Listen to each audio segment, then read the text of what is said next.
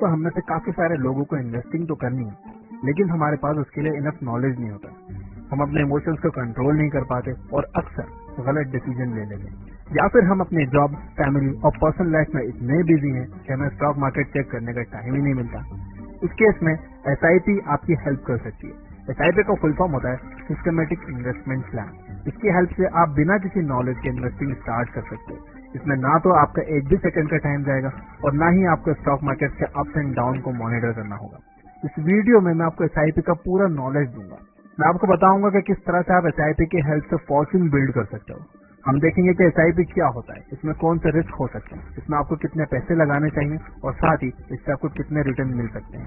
और हाँ, मैं आगे बढ़ने से पहले बता दूं कि इस वीडियो को किसी ने स्पॉन्सर नहीं किया। डिस्क्रिप्शन में या कमेंट्स में कोई भी एफिलिएट लिंक नहीं है। मैं ये वीडियो बना रहा हूँ सिर्फ आपको हाई वैल्यू इन्फॉर्मेशन देने के लिए। तो इस बात पर अगर आपको लगता है कि ये वीडियो आपका वैल्यूएबल लाइक डिजर्व करता है तो लाइक जरूर करना। तो आइए एसआईपी और म्यूचुअल फंड्स के बारे में सारे सवालों का एक एक करके जवाब जानते हैं। नंबर 1, एसआईपी क्या होता है? एसआईपी एक इन्वेस्टमेंट स्ट्रेटेजी है जिसकी हेल्प से आप म्यूचुअल फंड्स के जरिए स्टॉक्स में पैसा इन्वेस्ट करते हो। अगर आपके पास टाइम या नॉलेज नहीं है तो आप एक एक्सपर्ट का सहारा ले सकते हो।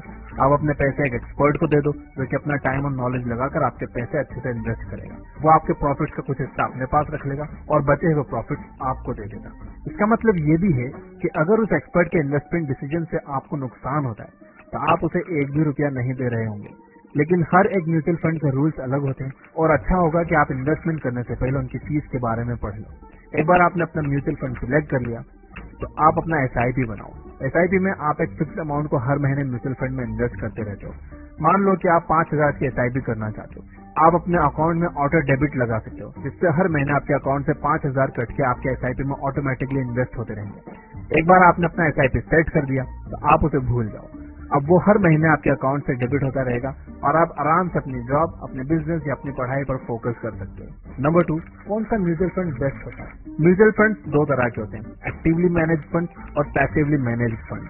जैसा कि आप नाम से ही समझ गए होंगे, एक्टिवली मैनेज फंड में एक एक्सपर्ट लगातार अपनी नॉलेज और मार्केट के मूवमेंट्स के हिसाब से पैसे इन्वेस्ट करता रहता है। दूसरी तरफ पैसिवली मैनेज म्यूचुअल फंड में आप पैसे लगाकर भूल जाते हो और उसे 10-15 साल के बाद ही निकालते हो। पैसिवली मैनेज्ड म्यूचुअल फंड्स को इंडेक्स फंड्स भी कहा जाता है।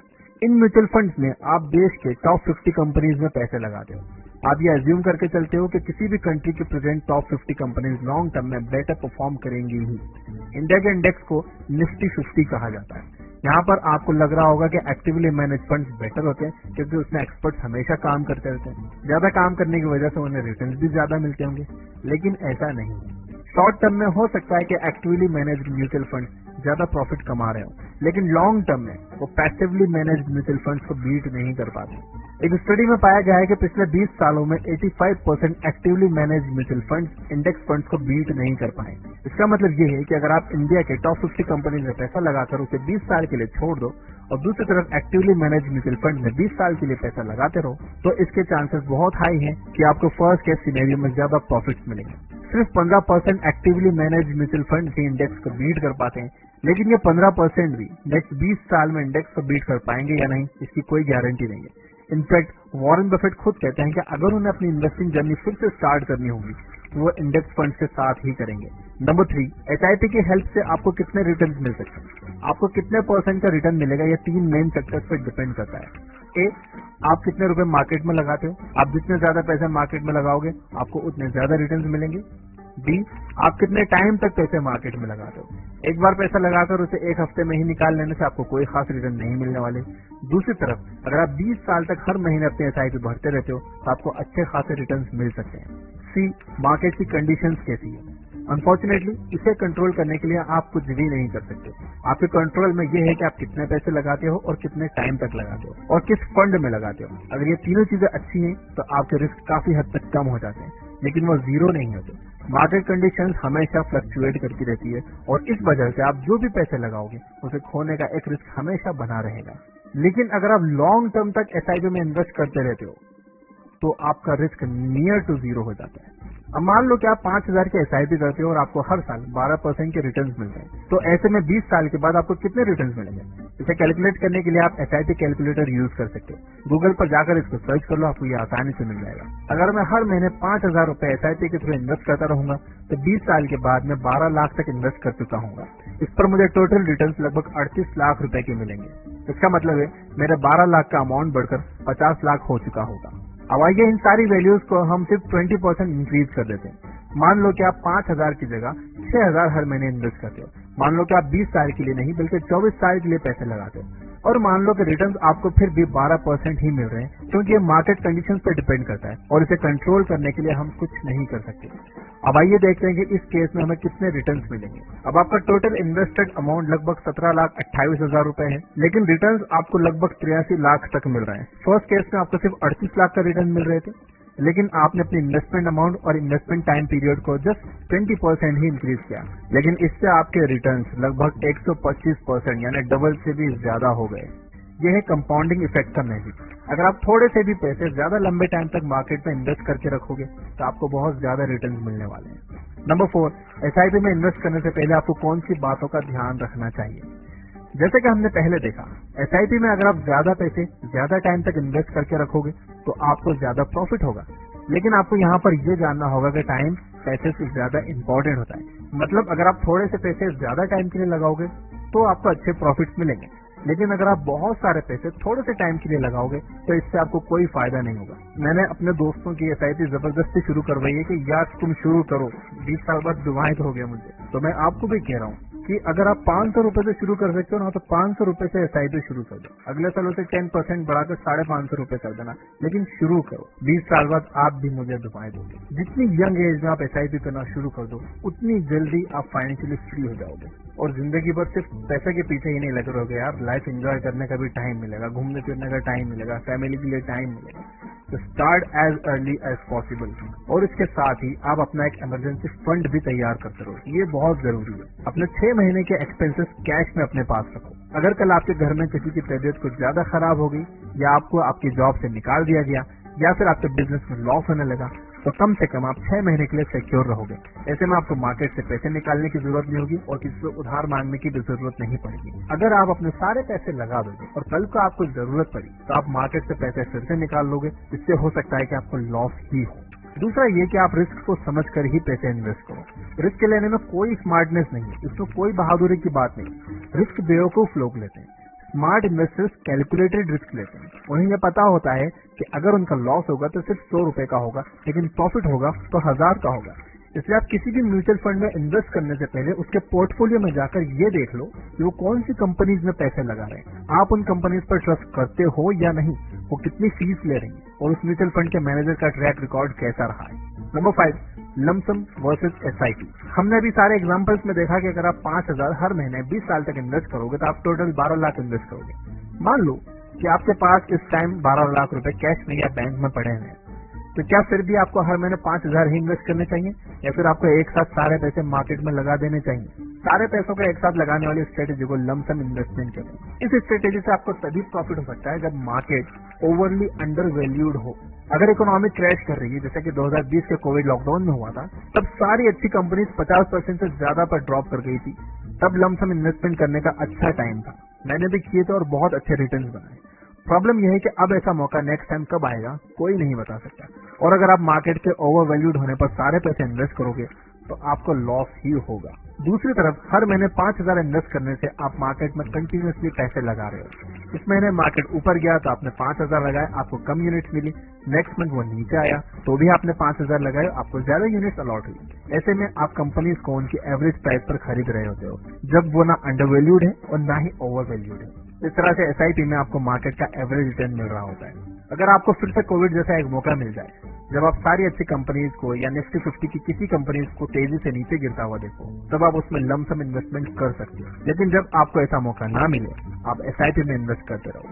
याद रहे, आप जितनी जल्दी पैसे इन्वेस्ट करके उन्हें जितने ज्यादा टाइम तक मार्केट में रखे रहोगे, आपके पैसे उतने तेजी से ग्रो करेंगे। इसलिए परफेक्ट मोमेंट का वेट मत करो, आज ही SIP में इन्वेस्ट करना शुरू करो। मेरा सजेशन आपको ये रहेगा कि आपकी जो इनकम है उसका 10% आपको इन्वेस्ट करना चाहिए, और उस इन्वेस्टमेंट को आपको हर साल 10% से बढ़ाना चाहिए। यानी अगर आप हर महीने अभी 1,000 रुपए इन्वेस्ट कर रहे हो SIP में, तो आपको अगले साल से उसे 1100 रुपए कर देना चाहिए। ऐसे में आपका इन्वेस्टेड अमाउंट भी बढ़ता जाएगा और जितने लंबे टाइम तक आप टिकोगे उतना बड़ा रिटर्न भी मिलेगा।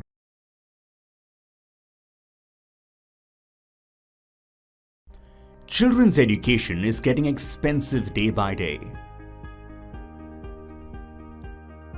An MBA course at a premier institute in India costs up to 23 lakh rupees today. Similar courses abroad cost significantly more. Moreover, the cost of education is rising much faster than inflation. The same MBA course is estimated to cost up to 96.07 lakh rupees in just 15 years, that is, by 2036. Similarly, the cost of engineering education is estimated to go up from 9.12 lakh rupees to 38.09 lakh rupees. And the cost of an MBBS education is estimated to go up from 70.88 lakh rupees to 2.96 crore rupees. Don't allow finances to get in the way of your child's dreams. Start investing regularly in suitable investment options like long-term equity to combat the ever-increasing education costs. Equity investments can help here. Equity investments have historically delivered higher returns than other asset classes and beaten inflation over the last 20 years.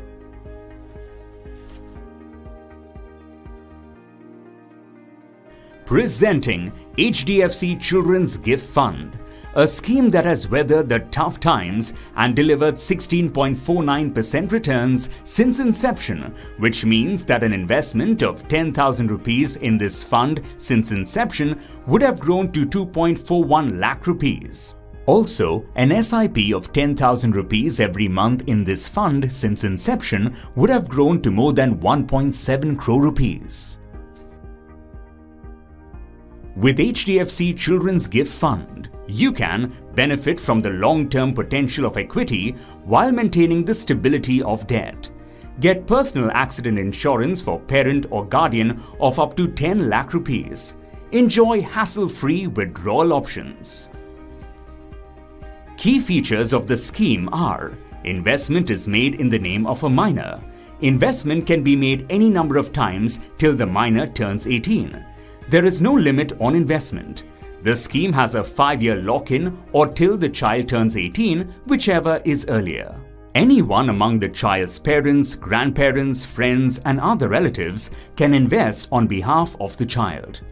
Don't delay investing in your child's future. If you need 50 lakh rupees to support your child in 15 years' time, you need to start with an investment of 10,008 rupees per month today. However, if you delay it by 10 years, you will need to invest almost 6 times the amount per month to accumulate the same amount. In the first case, your contribution will be approximately 18 lakh rupees and the earnings from your investment will be approximately 32 lakh rupees. In the second case, your contribution will be a whopping 36.7 lakh rupees and earnings will be just 13.3 lakh rupees. Thus, the later you start, the less your money works for you. Why invest in your children's gift fund? When investors invest with a specific goal like child's future in mind, they tend to rationalize their spending on other personal or social requirements. Invest in a disciplined manner with a long-term perspective. Avoid using this corpus for any other requirements. And redeem the investment only when the goal is reached. Herein comes the advantage of investing in Children's Gift Fund, where you invest specifically for your child's future. So, invest in HDFC Children's Gift Fund today to empower your child and strengthen her future. To know, contact your mutual fund distributor or registered investment advisor or give a missed call.